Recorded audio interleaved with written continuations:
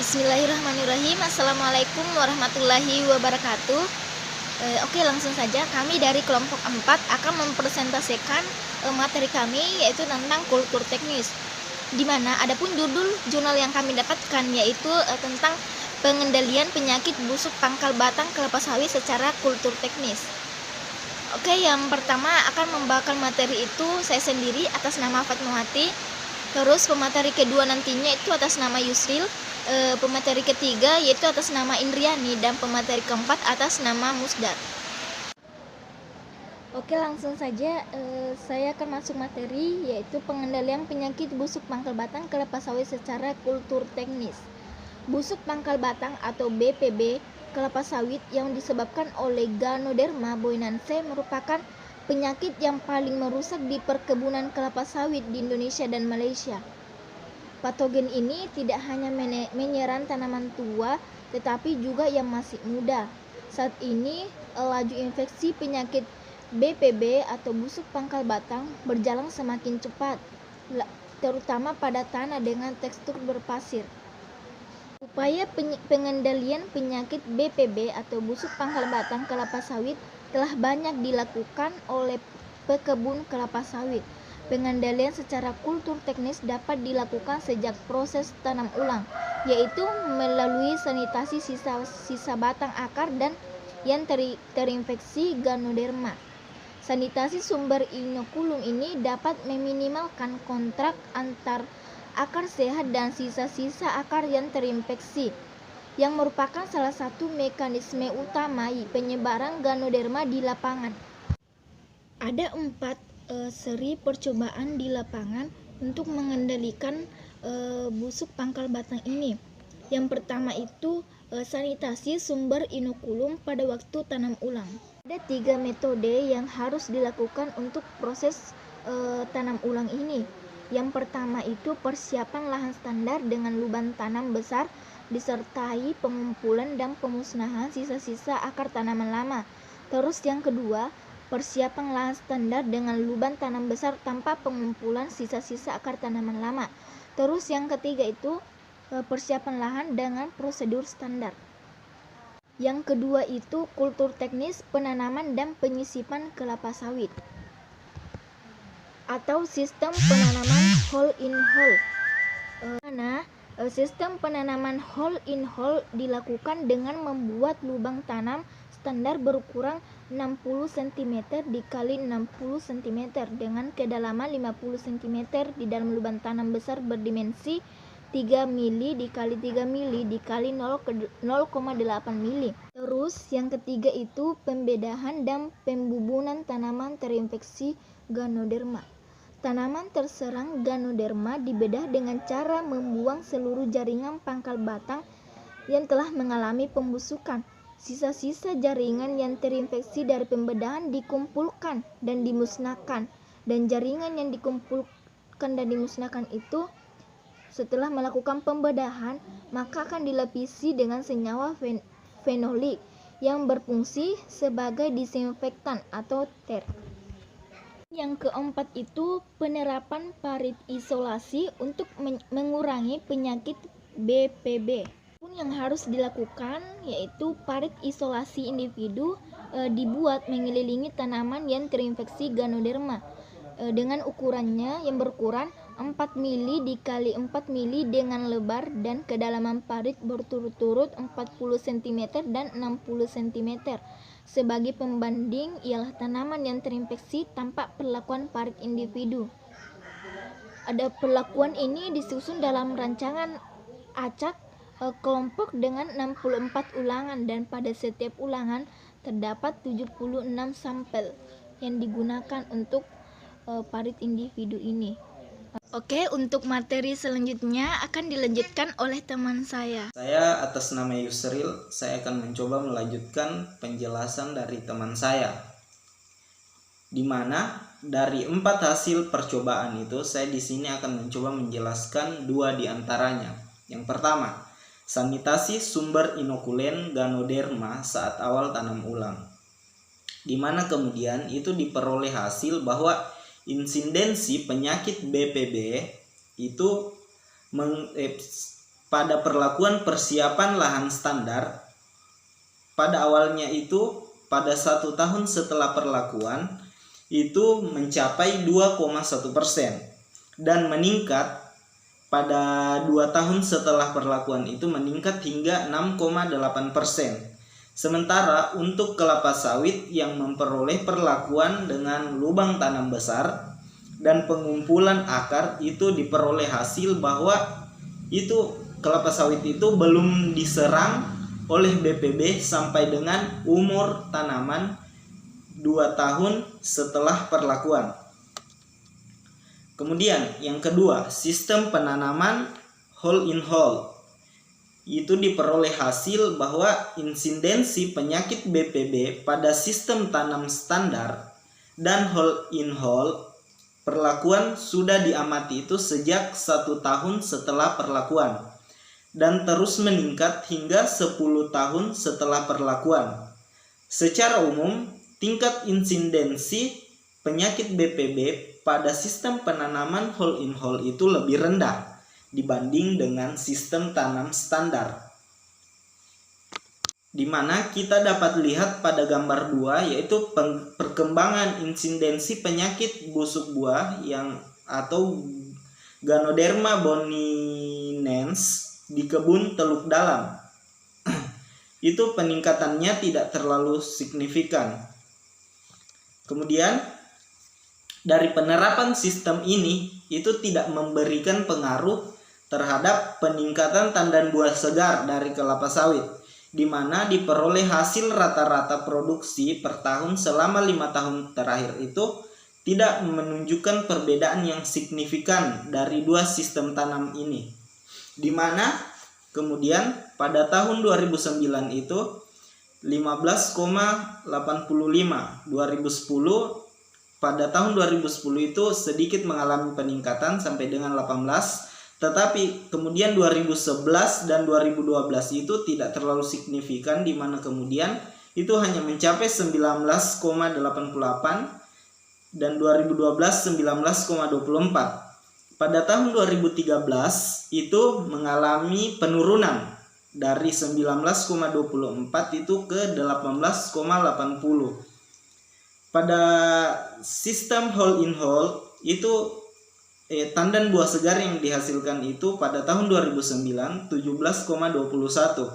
Sedangkan 2010 itu mengalami peningkatan sampai dengan 19,27.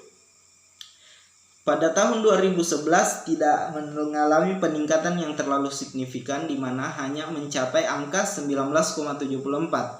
Pada tahun 2012 mengalami penurunan sampai dengan 18,53. Sedangkan pada tahun 2013 itu kemudian kembali mengalami penurunan, yaitu 17,52.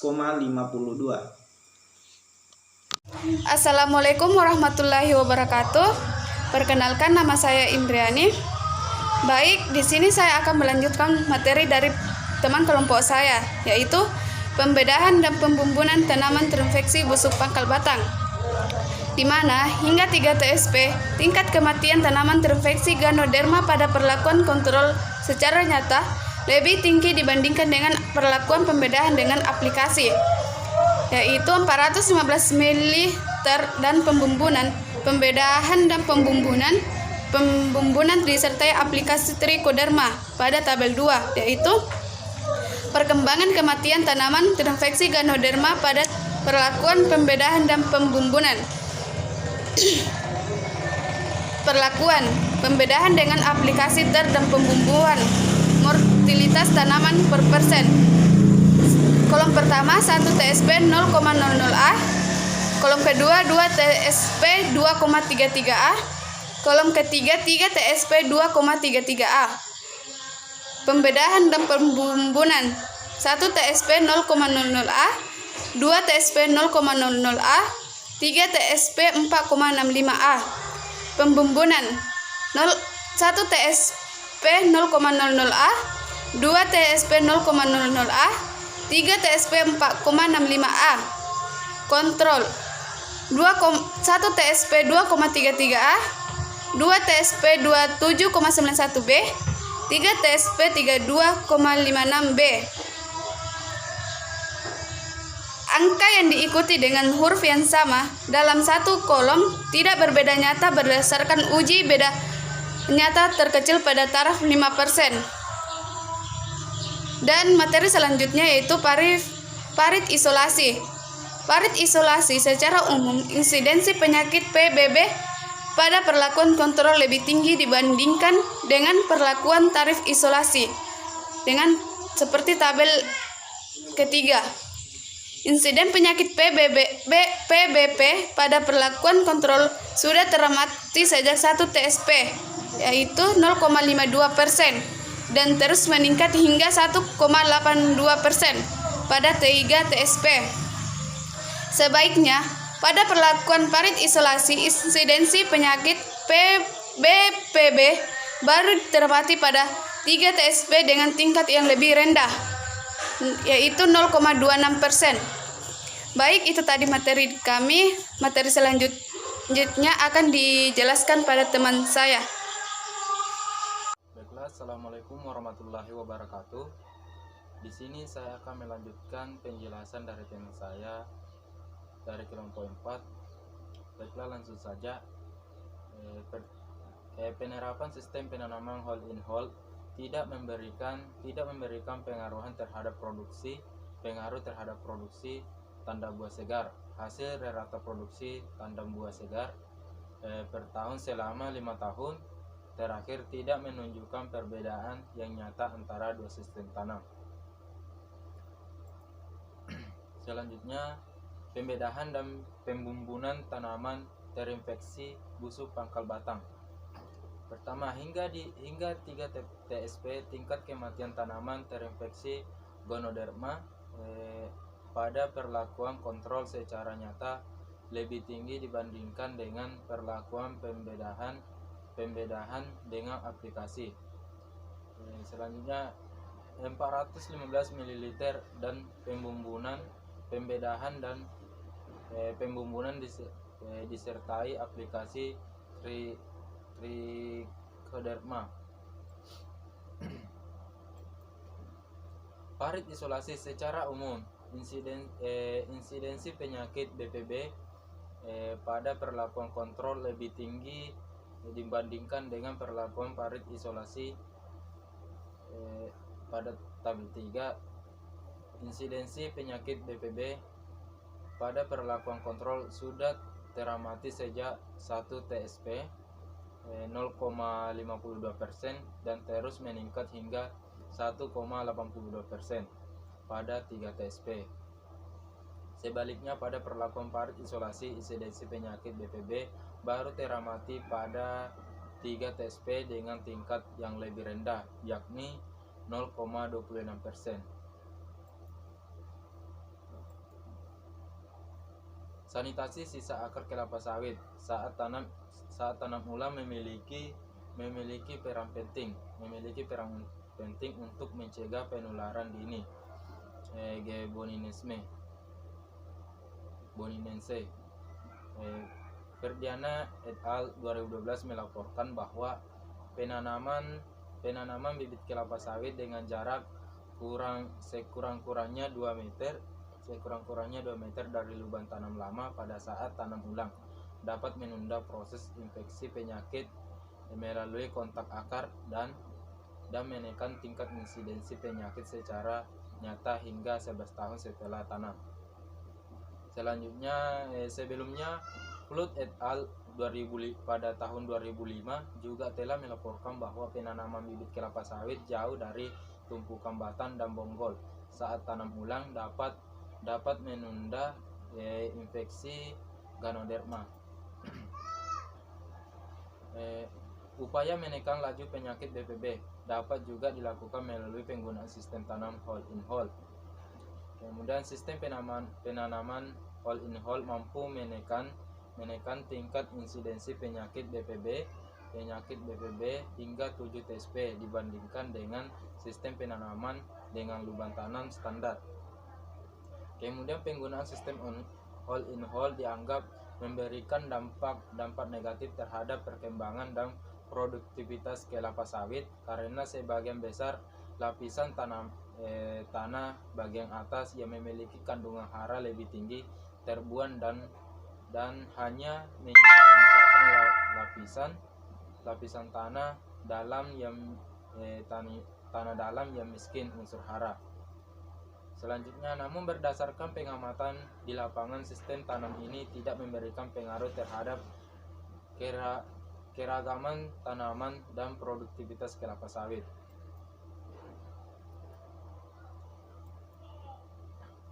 Adapun kesimpulan dari uraian sebelumnya dapat diketahui bahwa tujuan pengendalian penyakit BPB secara kultur teknis dititik beratkan untuk menetapkan adanya sumber inokulum potensial hingga dapat mencegah terjadinya infeksi Geboninense di lapangan. Kemudian metode pengendalian kultur teknis yang digunakan dapat disesuaikan dengan tahap perkembangan kelapa sawit. Selanjutnya di area perkembangan atau penanaman baru, pengendalian dilakukan sejak tahap awal penanaman melalui sanitasi sumber inokulum, terutama sisa-sisa perakaran kelapa sawit dan penggunaan lubang tanam besar. Sistem penanaman hole in hole dapat diterapkan untuk melakukan penyisipan tanaman baru, terutama di area endemik Gebonisme.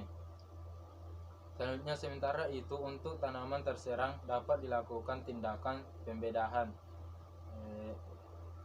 diiringi pembumbunan, dan bila sudah tidak memungkinkan dapat dilakukan isolasi tanaman terserang untuk mencegah penularan penyakit pada tanaman sehat di sekitarnya. Dan yang terakhir, beberapa peneliti sebelumnya penelitian akan terus dilakukan untuk pengaruh jangka panjang dari teknik-teknik yang telah diterapkan. Mungkin sekian dari saya, lebih dan kurangnya mohon dimaafkan. Wabillahi taufiq wal hidayah. Assalamualaikum warahmatullahi wabarakatuh.